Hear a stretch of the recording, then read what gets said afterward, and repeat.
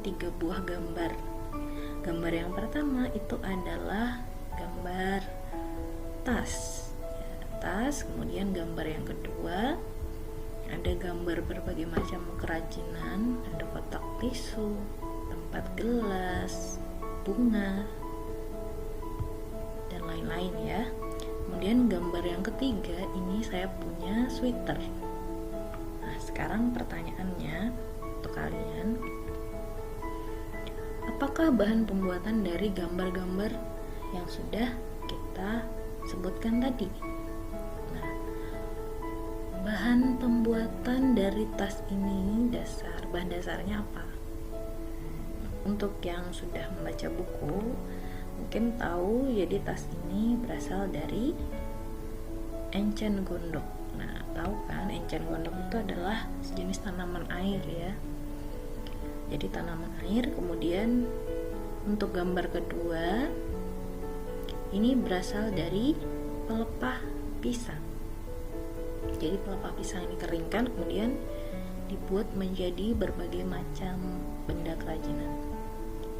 Gambar yang ketiga itu pasti sudah pada tahu ya, ini berasal dari wool atau benang wool, betul sekali.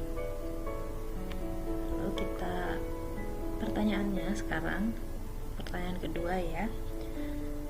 Jadi dari 3 bahan dasar yang sudah saya sebut tadi, 3-tiganya itu termasuk ke dalam serat. Jadi tergolong menjadi serat. 3-tiganya itu tergolong ke dalam serat. Jadi apakah pengertian serat? Apa ada yang tahu? Nah, kalau belum tahu, hari ini kita akan mempelajari tentang pengertian serat, kemudian sifatnya atau karakteristiknya, dan juga macam-macam serat. Nah, dari sini ini ada tujuan pembelajaran, nanti bisa kalian baca sendiri. Ibu lanjutkan saja. Nah, tadi Ibu sudah menyinggung tentang pengertian serat itu apa. Nah, di sini pengertian serat atau bahan serat itu adalah suatu jenis bahan berupa potongan-potongan komponen yang membentuk jaringan memanjang dan utuh. Jadi bahan serat itu bentuknya jaringannya memanjang dan utuh. Nah, seperti contoh pada gambar. Gambar yang pertama kalian bisa lihat serat yang berasal dari tumbuhan ini. Jadi kalau kalian perhatikan ya, ini seperti benang. Jadi dia panjang bentuknya dan juga utuh. Panjang. Kemudian ini benang wool, dia juga bentuknya memanjang, dua-duanya termasuk ke dalam serat.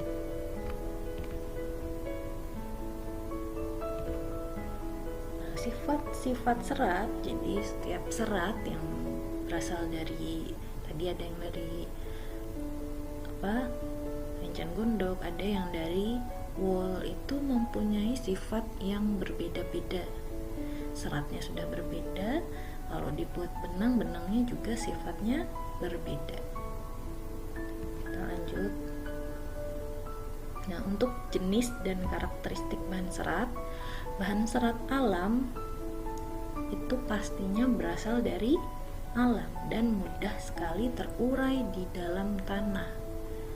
Jadi kalau kita bandingkan ya dengan plastik ataupun kaleng atau kaca, kalau kita buang di atas tanah atau dipendam di tanah, itu bahan serat itu akan mudah sekali hancur, lapuk. Sedangkan untuk plastik itu hancurnya, lapuknya atau terurainya itu lama sekali, memakan waktu yang sangat lama. Nah, ini bahan serat alam itu bisa digolongkan menjadi 3. Jadi ada serat alam yang berasal dari tumbuhan, ada juga yang berasal dari hewan, dan yang berasal dari mineral. Mineral itu ya seperti mineral-mineral yang kita temukan di barang galian alam, bahan tambang, kurang lebih seperti itu. Tetapi untuk pembelajaran kelas 7 kita hanya akan mempelajari dua, yaitu serat dari tumbuhan dan serat dari hewan, yang saya beri merah, saya beri warna merah ini dua. Kemudian selanjutnya, di sini yang pertama kita akan membahas dulu serat yang berasal dari tumbuhan. Serat dari tumbuhan itu bisa digolongkan menjadi serat yang berasal dari biji. Nah, yang berasal dari biji itu ada serat biji kapas dan juga serat biji kapuk. Ini ada gambarnya ya. Untuk serat biji kapas itu lebih seperti bunga, sedangkan untuk serat biji kapuk dia seperti buah. Keduanya biasa digunakan dalam bahan baku tekstil dan juga sebagai bahan kosmetik. Yang kedua ada serat yang berasal dari batang. Nah, jadi beberapa jenis tumbuhan itu batangnya bisa dijadikan menjadi bahan serat. Nah, contohnya bisa berasal dari anggrek, melinjo, mahkota dewa, atau beringin. Ini gambar pohon beringin ya, ketutupan. Di buku juga ada kalau mau lihat. Nah, selain ini kita juga punya tadi serat dari batang yang dipakai adalah encen gondok. Nah, bisa juga menggunakan batang encen gondok.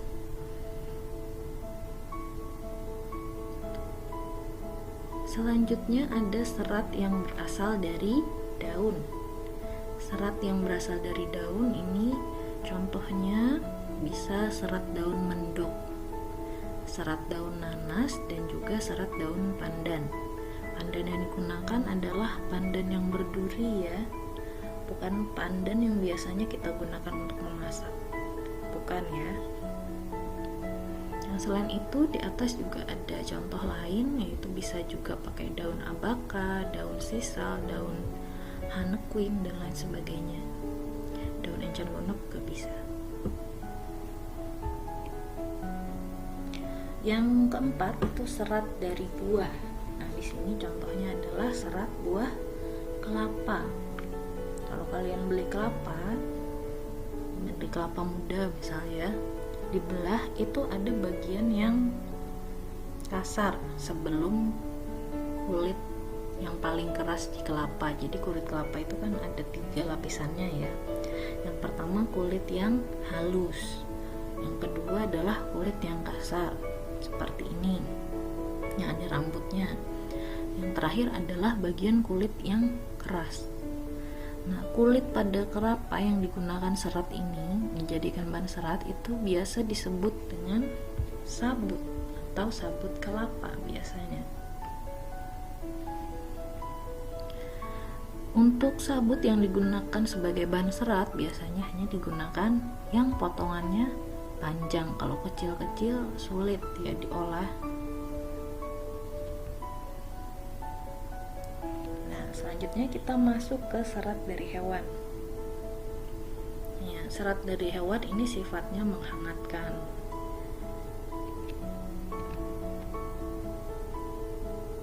Serat yang pertama itu serat dari stapel. Stapel merupakan serat yang berbentuk rambut hewan yang disebut dengan wool.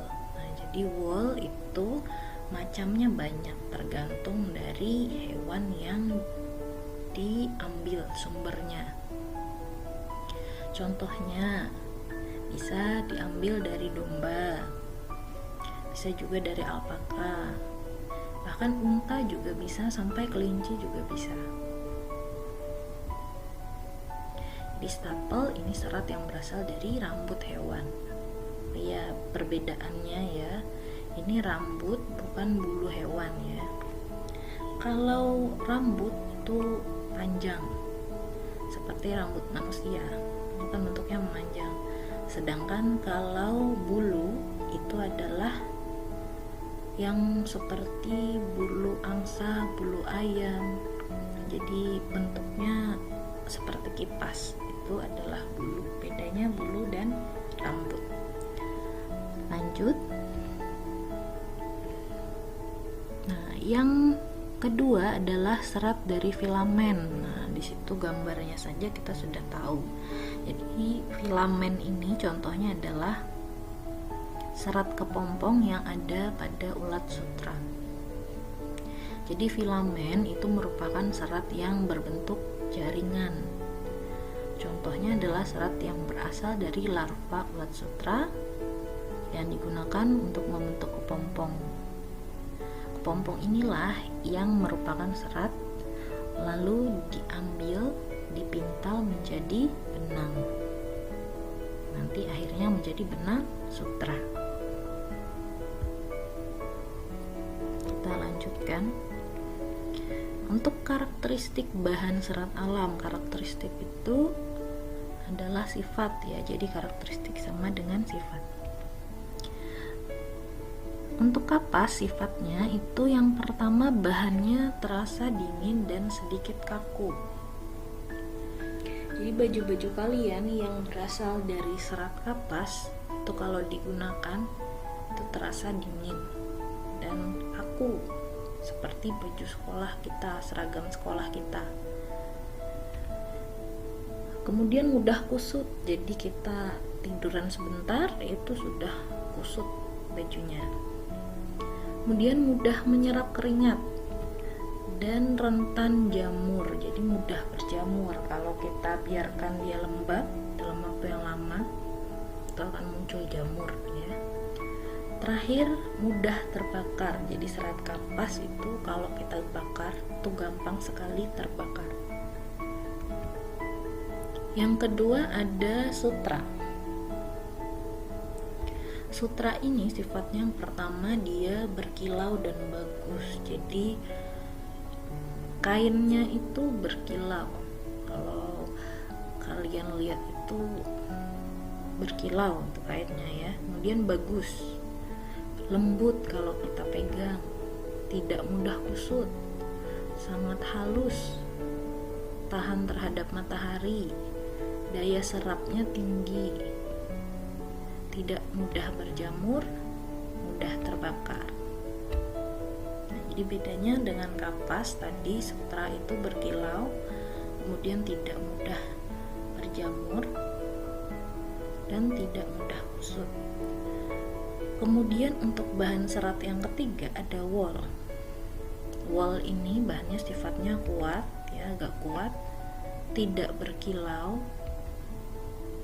keriting, kekenyalan dan elastisitas tinggi. Jadi kalau kalian punya rajutan sweater wol itu elastis ya,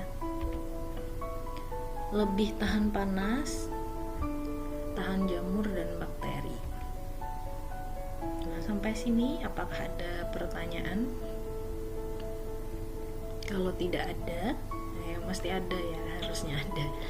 Ya kalau ada pertanyaan kalian bisa tulis di kolom komentar di bawah. Jangan lupa sebutkan nama kalian dan kelas kalian. Nanti akan saya jawab.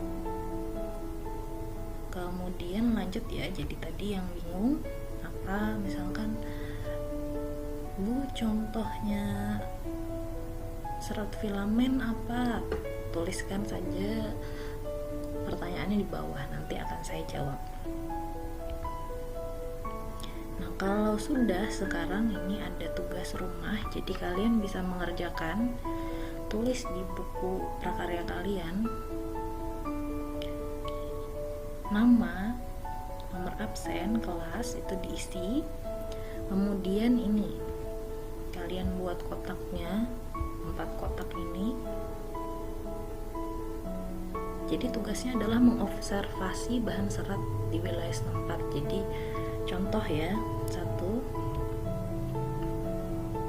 misalnya serat tumbuhan, namanya adalah serat dari encen gondok. Manfaatnya bisa digunakan sebagai bahan pembuatan tas gitu. Kemudian untuk serat hewan, misalnya serat wol, manfaatnya bisa dibuat menjadi jaket atau sweater. Terus kalian wajib mengisi 1, 2, 3, 4. Nah, jadi 4 kolom ini kalian isi. Kalian cari berbagai macam serat yang asalnya dari tumbuhan dan hewan. Ingat ya, karena ini dari tumbuhan dan hewan, berarti seratnya serat alami. Jangan menggunakan serat buatan atau sintetis, jangan dituliskan di sini. Oke, sampai sini. Kita lanjutkan lagi pertemuan kita berikutnya di video berikutnya. Jangan lupa untuk terus mengecek Google Classroom-nya untuk materi. Nanti akan Ibu posting PPT atau PowerPoint ini tadi akan Ibu posting di Google Classroom kalian. Nanti kalian bisa download terus dibaca lagi di rumah. Oke, sampai di sini dulu. Kita akan bertemu lagi pada pertemuan berikutnya. Assalamualaikum warahmatullahi wabarakatuh.